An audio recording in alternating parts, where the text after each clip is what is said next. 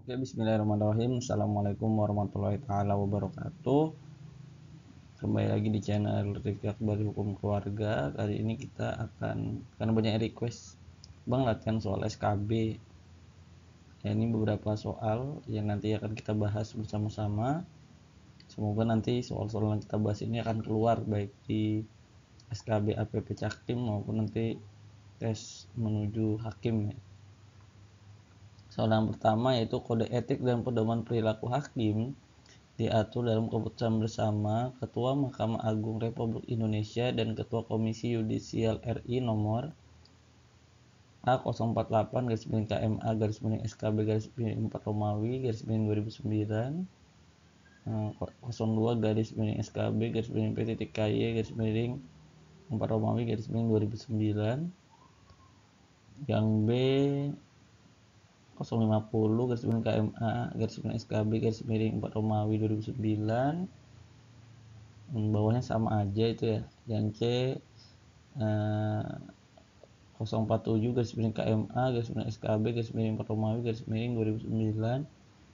Yang D nomor 046-KMA-SKB-4 Romawi 2009. Dari sini dapat kita lihat ya bahwa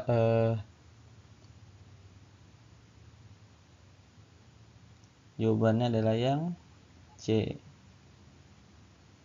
Dilihat dari mana Bang? Oke, kita lihat apakah jawabannya benar C. Ya, jawabannya di keputusan bersama Ketua Mahkamah Agung RI dan Ketua Komisi Yudisial RI nomor 047-KMA-SKB-4-2009. Jadi yang membahas tentang kode etik dan pedoman perilaku hakim, ingat nomornya nomor 47. Next, pertanyaan selanjutnya. Pertanyaan nomor 2. Yang bukan prinsip-prinsip dasar kode etik dan pedoman perilaku hakim diimplementasikan dalam 10 aturan perilaku sebagai berikut adalah A. Berperilaku adil, B. Berperilaku jujur, C. Menjunjung tinggi harga diri, D. Berwawasan luas. Baik teman-teman, boleh di pause. Saya akan dijawab dulu.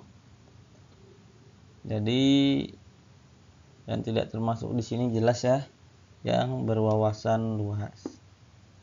Walaupun benar nih hakim itu harus berwawasan luas, cuman dia tidak termasuk dalam 10 kode etik pedoman dan perilaku hakim dalam surat keputusan bersama nomor 047 tadi. Oke, kita lihat. Ya, prinsip-prinsip dasar kode etik dan pedoman perilaku hakim diimplementasikan dalam 10 aturan perilaku sebagai berikut. Berperilaku adil, berperilaku jujur, berperilaku arif dan bijaksana, bersikap mandiri, berintegritas tinggi, bertanggung jawab, menjunjung tinggi harga diri, berdisiplin tinggi, berperilaku rendah hati, dan bersikap profesional. Teman-teman harus kita hafalin ya. Next, selanjutnya soal nomor 3. Hakim wajib melaksanakan tugas-tugas hukumnya dengan menghormati asas praduga tak bersalah tanpa mengharapkan imbalan, merupakan penerapan perilaku hakim yaitu A. Adil, B. Jujur, C. Arif dan bijaksana, D. Profesional. Hakim wajib melaksanakan tugas-tugas hukumnya dengan menghormati asas praduga tak bersalah. Jadi semua yang masuk ke ruang sidang itu harus kita anggap tidak bersalah. Jadi tidak subjektif nanti. Kalau kita udah curiga berarti hakim tidak subjektif. Jadi intinya hakim itu berarti harus adil. Jadi semua orang yang masuk belum tentu dia bermasalah. Jadi jawabannya yang A. Apakah benar jawabannya yang A? Kita lihat.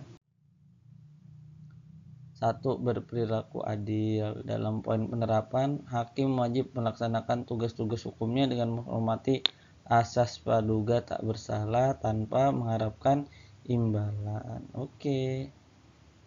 Latihan soal berikutnya. Soal nomor 4.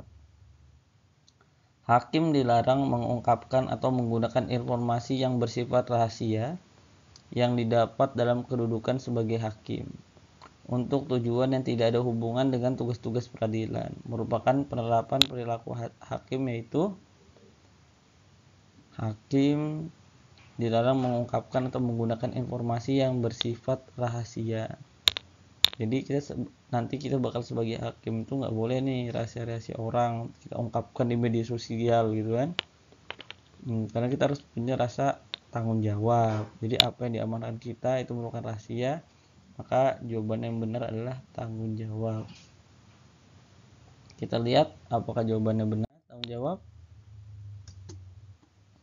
bertanggung jawab bermakna kesediaan untuk melaksanakan sebaik-baiknya segala sesuatu.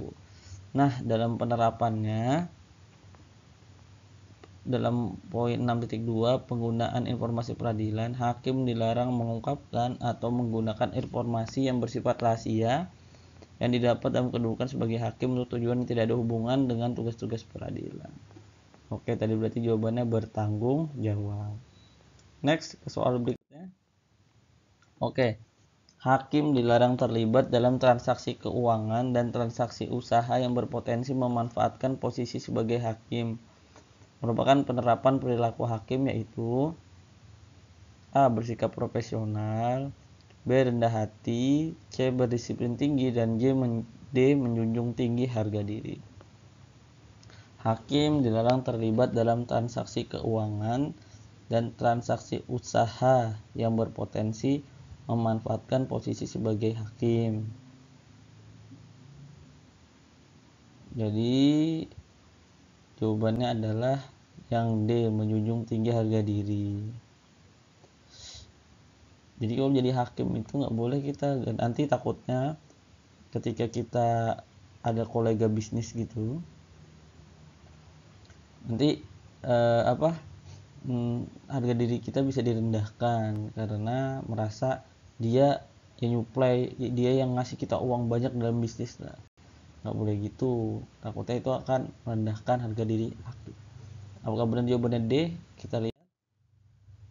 Ya, benar, menjunjung tinggi harga diri. Harga diri bermakna bahwa pada diri manusia melekat martabat dan kehormatan yang harus dipertahankan dan dijunjung tinggi oleh setiap orang.